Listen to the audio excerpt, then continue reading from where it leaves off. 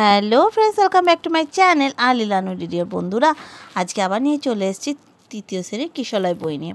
তো আজকে একটি গল্প পড়ব। সেই গল্পটির নাম হচ্ছে নদীর তীরে একা, জীবন সর্দারের লেখা। চলো শুরু করা যাক। অনেক নদীর তীরে আমি একা একাই গিয়েছি। কেন?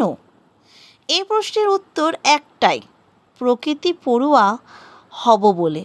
তবে নদীর তীরে গিয়ে বসে থাকিনি, শুধু ঢেউয়ের ওঠানামা দেখিনি। ওই নদী কেমন নদী, সেই খোঁজ নেওয়া ছিল আমার খেলা। ছিল কেন বলছি, এখনও আমি ফুরসত পেলে একটা না একটা নদীর তীরে যাই। এবার বর্ষায় বৃষ্টি হয়েছে কম, কিন্তু শরতের পরপর কদিন ঝমঝম বৃষ্টি হতে নদীর রং পাল্টে নিল। আমার প্রিয় নদী তিনটিকে একটু ভরা ভরা দেখলাম। ইছামতির তীরে বসার সুযোগ ছিল না, তাই পশ্চিমে দামোদরের তীরে আমার প্রিয় ঘাট খাদিনানের পথে পাড়ি দিলাম। ওই ঘাটে যাবার দুটি পথ, একটি বাঁধের ওপর দিয়ে হেঁটে, অন্যটি নৌকোয়। আমি হেঁটে যাওয়াই ভালোবাসি, আর সেটা হবে জলের কিনারা ধরে।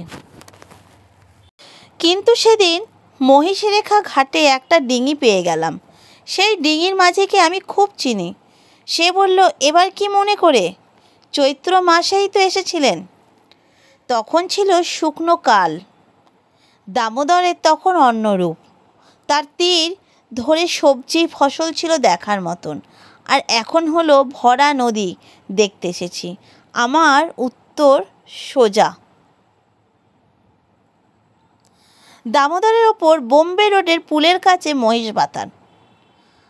আমার পক্ষে সেখানে পৌঁছে যাওয়া কঠিন নয়, তাই একই নদীকে ভিন্ন ভিন্ন ঋতুতে দেখতে যাই। দেখে দেখে শিখি নদীর নানান রকম দশা।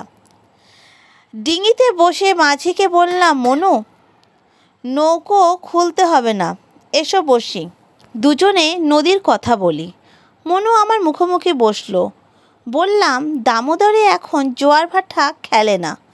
রূপনারায়ণ ইছামতি দুই নদীতে জল বাড়ে কমে, জোয়ার ভাটা হয়। ভাটা তো লেগেই আছে। ওপরে বাঁধের জল ছাড়লেই হই হই করে জল নেমে আসে, নইলে ভাটায় ঢিলা থাকে।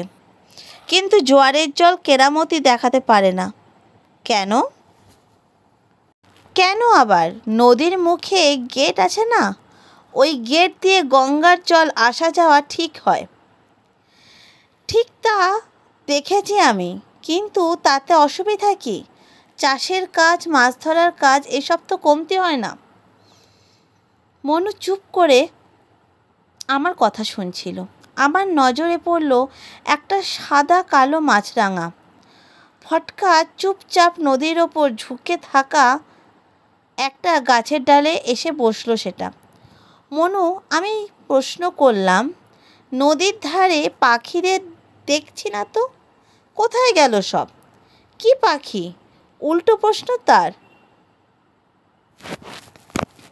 শীতের সময় সময় খঞ্জন আসে, এখন ওটার দেখা পাবে না।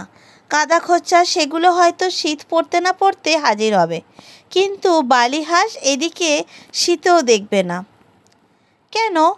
আমি তো রূপনারায়ণের চড়ায় কার্তিক মাসে সরাল দেখেছি। সরাল হয়তো দেখতে পাবে এদিকে আর কদিন পরেই। রাতের বেলা ঝাঁক বেঁধে যায়, কিন্তু চখা কিংবা বড় জাতের হাঁস চড়ে না গেলে দেখা যাবে না। মনুর অভিজ্ঞতা আমার চেয়ে বেশি, আমিও দম্বার পাত্র নই। বললাম, এই বছরই দামোদরের চরে চকা দেখেছি। অবাক সে, বলল, কোথায়? দামোদরের চরে, ওই যে আসানসোল থেকে আদ্রা যাওয়ার লাইনে দামোদরের ওপর দামোদর স্টেশন, সেখানে। নদী খুব চওড়া বটে, তবে জল নেই। তার চড়াই চখা দেখেছি, কাদা খোঁচাও দেখেছি, মেছো বক দেখেছি। মনু আমার কথা শুনে হেসে ফেলল। এক নদীর অনেক রকম হয়, যেখানে যেমন মাটি তেমন তার দশা। আমাকে চমকে দিয়ে নৌকো খুলে দিল মনু। এবার তীরের গাছপালা, মাটির রং, এমনকি বছর বছর পলি জমে যে স্তর পড়েছে তার দেখা পাবো। এখানে এই নদীর তীরে আটকে থাকা শামুক, গেরি, গুগলির কলস দেখতে পাবো। এবারও ওপারের পাখি প্রজাপতি চলাচল দেখতে পাবো। এখন আর কথা নয়, শুধু এক মনে দেখো। তো বন্ধুরা, আজকে তোমাদের আমি পুরো গল্পটা পড়ে শোনালাম। নেক্সট দিন আমি এই গল্পটারই কোয়েশ্চেন অ্যান্সার সলভ করব। আজকের মতো এতটুকুই থাকলো। ভিডিও ভালো লাগলে লাইক করো, যারা এখনও সাবস্ক্রাইব করনি প্লিজ সাবস্ক্রাইব করো। আবার দেখা হবে কালকে এই গল্পটার প্রশ্ন উত্তর সলভের সাথে। টাটা, বাই বাই বন্ধুরা।